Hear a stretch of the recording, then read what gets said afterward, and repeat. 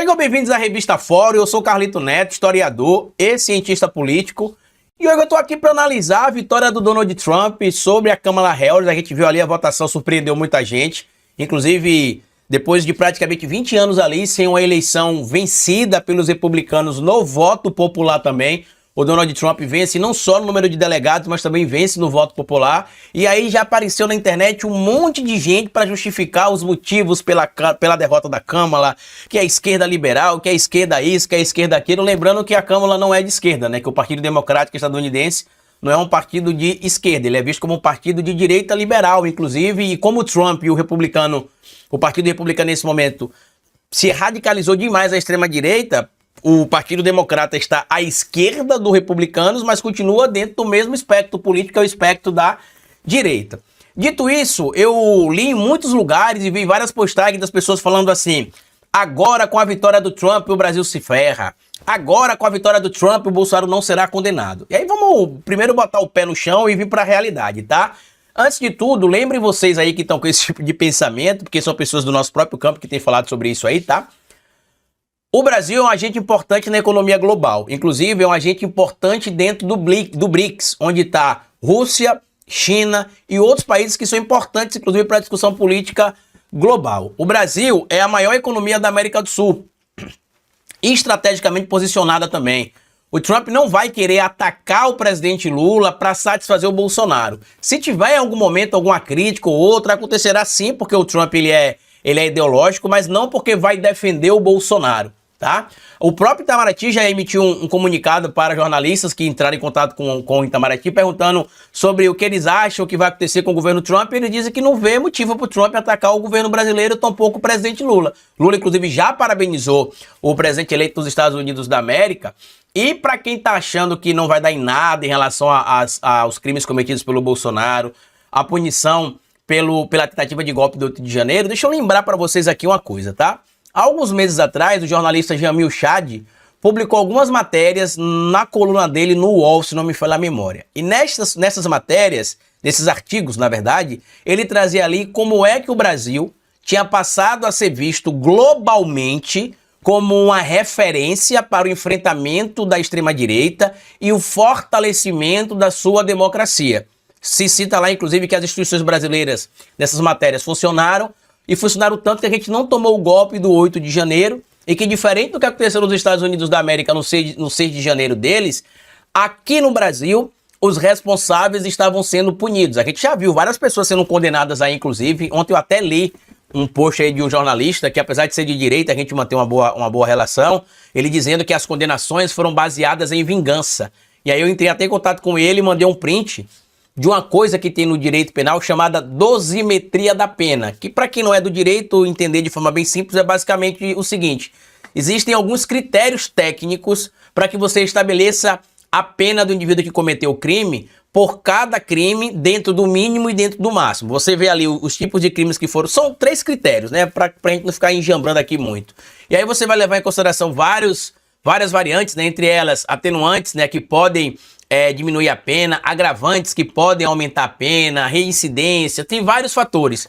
Então, quando o magistrado faz o cálculo da pena e faz valer o que diz ali também a LEP, a Lei de Execução Penal, ele não pode simplesmente falar: por vingança eu vou condenar esses pobres coitados golpistas do 8 de janeiro a 17 anos, sem motivo nenhum, e a opinião pública que se dane. Não, ele precisa primeiro fundamentar a decisão dele, porque a decisão do magistrado precisa ser fundamentada, e tem de constar lá como é que ele fez aquele cálculo para que se chegue à pena. Se você que já foi julgado aí, ou se você é do direito aí, você vai saber, quando você lê lá a sentença do magistrado, ele explica por que fulano de tal pegou a sentença de 5 anos, 3 meses e 14 dias pelo crime X. Por que Cicrano pegou a pena de 8 anos, 9 meses e 4 dias por conta da condenação do crime X, porque tudo isso precisa ser fundamentado, né? Então eu vi jornalista aí dizendo que as condenações da justiça brasileira pelos envolvidos no 8 de janeiro estão baseadas em vingança. A alegação desse jornalista, inclusive, é que a prova que é vingança é que tiveram magistrados que votaram contra a condenação por alguns crimes.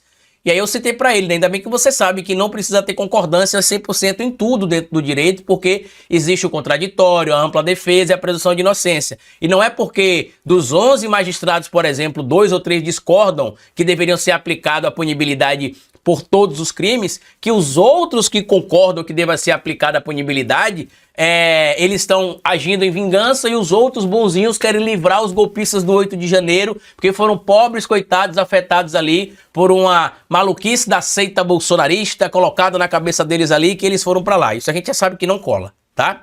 Não cola. E aí eu comecei a ler aqui esses materiais que o Bolsonaro vai ser absolvido, que o Trump vai interferir. Deixa eu lembrar para vocês um episódio recente envolvendo o bilionário dono do X, Elon Musk.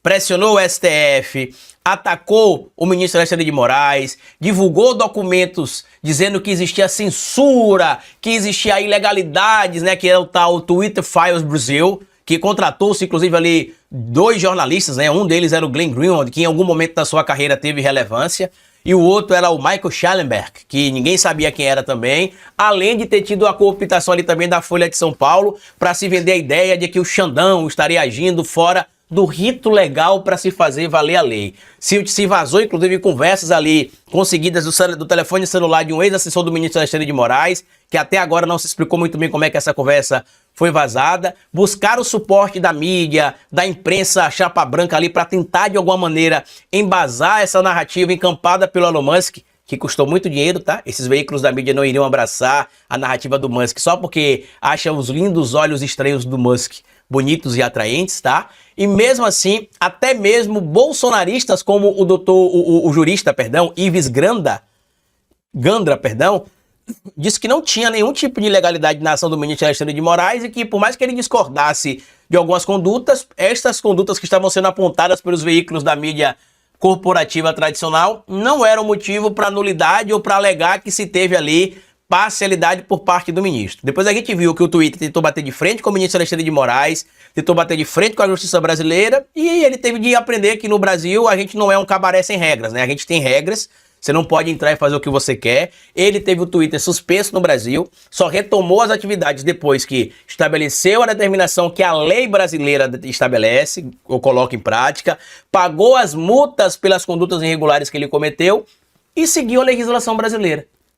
Então, para quem tá achando que o Trump vai pegar o telefone e vai ligar pro Moraes e falar: Moraes, libera o Bolsonaro, que ele não pode ser preso, isso não vai acontecer. A única solução para que o Bolsonaro não seja punido é se ele fugir do Brasil. Mas aí, se ele fugir do Brasil, é só você pegar aquele vídeo dele falando: vai ficar chorando até quando? Vamos encarar o problema de frente, resolver isso como homem, porque o Lula não fugiu do Brasil. O Lula não foi se hospedar em embaixada, mesmo com gente como o Ciro defendendo que o Lula fosse para a embaixada.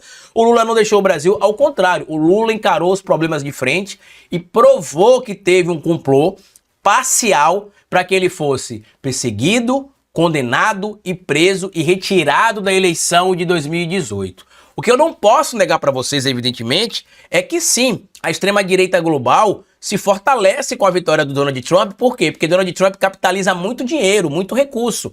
Parte da vitória dele nos Estados Unidos da América se deu pela influência da Big Tech do Elon Musk, né? Só as postagens do Elon Musk atingiram mais de 2 bilhões de visualizações, pela influência financeira que a extrema-direita tem em veículos da mídia independente, fora dos veículos tradicionais, isso mídia de internet, né, em todas as redes sociais que vocês imaginarem, fora as mídias de TV tradicional, que eles também patrocinam, porque são ligados ao mercado financeiro, e isso fortalece a tese que eu venho trazendo aqui há muito tempo, inclusive na revista Fórum, de que nós precisamos cada vez mais de investimento em veículos da mídia independente no campo da esquerda, porque ou a gente cresce mais ao passo de ocupar esses espaços aqui da mídia independente, ou a gente não vai conseguir pautar o debate público. A extrema-direita continuará pautando o debate público porque eles estão na mídia tradicional, na TV e na rádio todos os dias, eles estão na mídia impressa todos os dias e estão também na internet todos os dias. O que eu tenho visto surgir hoje na esquerda, de certo modo, na comunicação do campo progressista, como algumas pessoas gostam de ficar chamando, né, é meio que um monopólio da atenção. O veículo A quer ser o veículo que tem maior audiência, maior credibilidade, maior isso, maior aquilo, enquanto outros veículos, como o nosso próprio veículo aqui da revista Fórum, busca dar espaço para gente de ideias diferentes, dentro do campo da esquerda, gente que pensa diferente, mas sempre somando no debate público.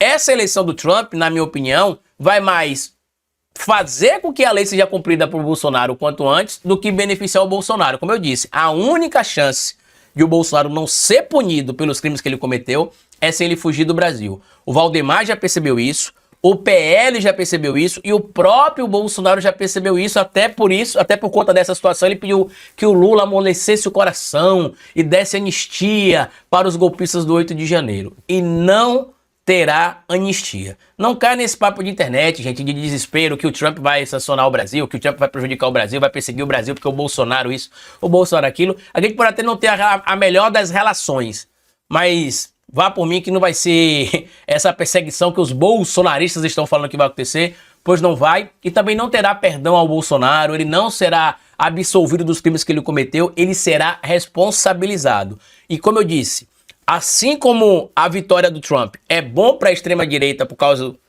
da reorganização, inclusive reorganização financeira, tá?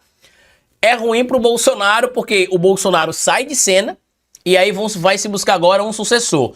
Provavelmente o nome trabalhado será ou o Pablo Marçal, mesmo contra a vontade do bolsonarismo, ou o nome do Tarcísio de Freitas, que é o nome queridinho ali da extrema-direita, da extrema-direita limpinha, né? Da extrema-direita moderada no Brasil, tá bom? Mas eu queria a sua opinião. Você também tá percebendo assim esse desespero? Eu sinceramente não vi com esse desespero todo, não. Eu não tô sendo aqui exageradamente otimista, não. Eu estou sendo basicamente racional. Afinal, eu estudo sobre isso. E eu não vejo esse desespero todo que está sendo visto aí em relação ao Brasil. Basta vocês lembrarem que quando o Brasil foi governado por Bolsonaro, o cara que ficava abraçado ali no saco escrotal do Donald Trump, Donald Trump não vinha para o Brasil afagar o Bolsonaro, o Donald Trump não beneficiava o Brasil porque o Bolsonaro era o presidente da República. Então de onde é que sai essa narrativa que nós seremos perseguidos? Lembrem, o Brasil é membro do BRICS, o Brasil tem uma boa relação com Rússia e China. A Rússia, em tese, pelo menos a figura do Vladimir Putin,